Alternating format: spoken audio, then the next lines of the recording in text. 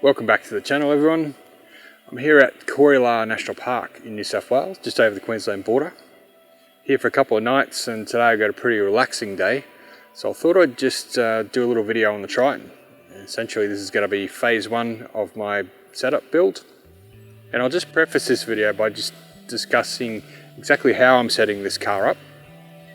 It is my daily driver. I'm a full-time photographer, so I need it to be practical for everyday carting lighting gear and camera equipment around. But I also want to set it up for camping and touring. So that is my ultimate goal. I'm definitely not a hardcore four-wheel drive enthusiast, that's for sure. And I reckon around 70% of my driving is going to be on the tarmac, and the rest is going to be made up with sand and dirt roads. I imagine every now and again I'll do a couple of little four-wheel drive tracks, but nothing too serious. So my priorities for this vehicle build are essentially for camping and touring set up first, and then I'll start adding some four-wheel drive accessories later on. So this is a 2017 MQ Triton Exceed, and one of the main reasons I chose this particular vehicle was because it had pretty low mileage, around 63,000 Ks when I picked it up. I bought it from a second-hand dealer at the end of June 2020. So I've had it around about 10 months now. And apart from the low mileage, it also had some accessories installed already, things that I was likely to put on anyway. So the fact that they came already installed was an added bonus. First of those that attracted me was the Rhino rack, the Pioneer platform roof rack. There's about 1,600 bucks worth of value, so that was a bonus. It also came with the tow bar installed, and also the wiring for a dual battery setup in the tub, which was definitely a priority. Initially, one other thing that attracted me was that it came with a set of Nitto all-terrain tyres. Now these were 265/70 R17s, and what I discovered soon after driving the vehicle around was that I was getting some fairly significant scrubbing, mostly sort of down here on both the left and right hand side, but mostly on the right hand side. So that scrubbing was happening even driving around the tarmac, driving into my driveway, which is a fairly steep incline. Every time it would scrub, so it was really annoying. And then when I took it on the beach for the first time on Bribie Island, obviously when I let the tyres down, that made it even worse. So really I had a couple of options, the first of which was to go down a tyre size. Secondly, I could have removed the front, added a bull bar and potentially a lift, and that probably would have helped with the clearance, but no guarantees. And then the third thing maybe would have been to basically just try doing some panel beating or adjusting to this splash guard, and hopefully that would have fixed it. But I didn't really want to do that either. And seeing how I wasn't planning on adding any bull bar or lift to this vehicle until right at a later date, going down a tyre size was the best option for me. So I ended up with these tyres here. They're Maxxis Bravo all-terrains, and they're a 265/65 R17. And that has fixed that scrubbing problem just by going down that tyre size. So a couple of months after I picked up the car, I had already planned to do a Carnarvon Gorge trip with my brother. We were going to be away for a week or so. And part of that trip was also, we were going to be spending a couple of days at Lake Nugga, which is fairly remote. So priority number one was to sort out the dual battery and a fridge. So let's jump in, have a look in the back of the tub, and I can talk a little bit about that setup. Righty, so here we are at the back in the tub. Let's have a quick look at what I've done so far.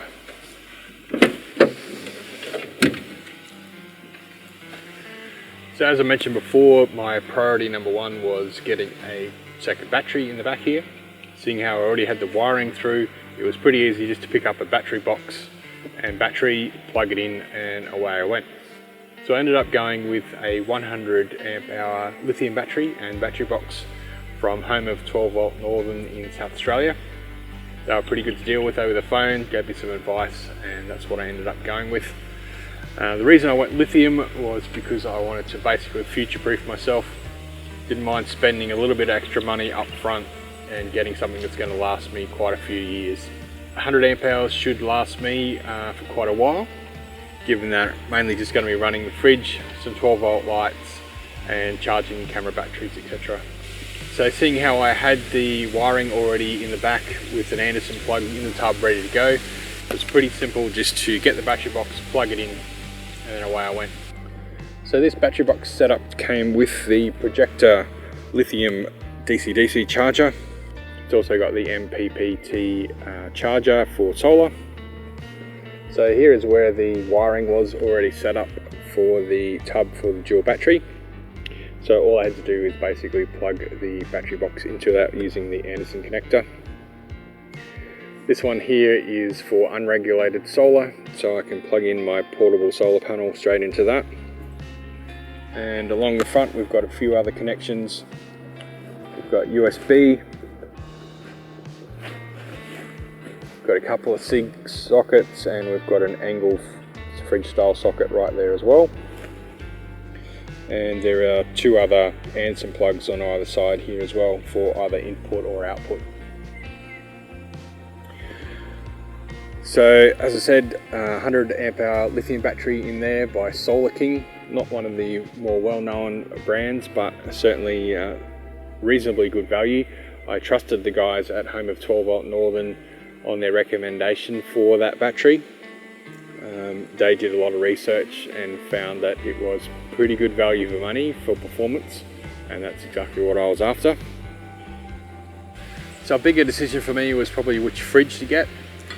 Now I wanted something that was going to be low enough profile that it could fit under here with the tonneau cover over the top. So that left it with the ARB Elements fridge, or there was possibly a couple of the Evercool TMX series, I think they are, which are low enough profile. Pretty much all the other fridges in around that 60 litre mark are much taller, and they just weren't going to fit under the tonneau cover. So I picked up the ARB Elements fridge around the end of financial year last year when they had a sale on. I also got their last model, the display model, so I got a little bit of a discount on that as well. So I saved myself a few $100s on the normal retail price. So this fridge has been really good so far. I won't go into too much detail. I might do a separate video on that in a little while after I've had it a little bit longer and do a full review on it. But to this date, no issues whatsoever. So the only other thing I've really added is my water setup, which I will run through now. So the first few trips I did, I just had a couple of jerry cans of water, and that did the job. But I wanted something a little bit easier to use and with a little bit more capacity than just one single jerry can. So I ended up getting this water tank. It's 30 litre from Chaos Gear. So this tank is designed to fit where it is here, just around the wheel arch, or it can be mounted underneath if you've got a flat tray and canopy, and that's what my original plan was. I was originally thinking I was going to remove the tub, get a flat tray and an aluminium Goldwing canopy. Now that was going to be a really long-term goal because, you know, dropping 8 to 10k on that before actually even really fitting it out properly is no short chunk of change. So to save that amount of money, it was going to take me a really long time. So anyway, the guys at Chaos were really good to deal with this tank. I didn't have the necessary means to mount it myself. It requires drilling holes in the tub and putting some nutserts or rib nuts. So when I said that to the guys, they said, no worries, we'll install it for you, which was fantastic. They did a really good job, and you know, I drove away with the tank fully installed. So pretty good value for a couple of $100. I think it might have been around $225 at the time when I picked it up. So really good quality tank.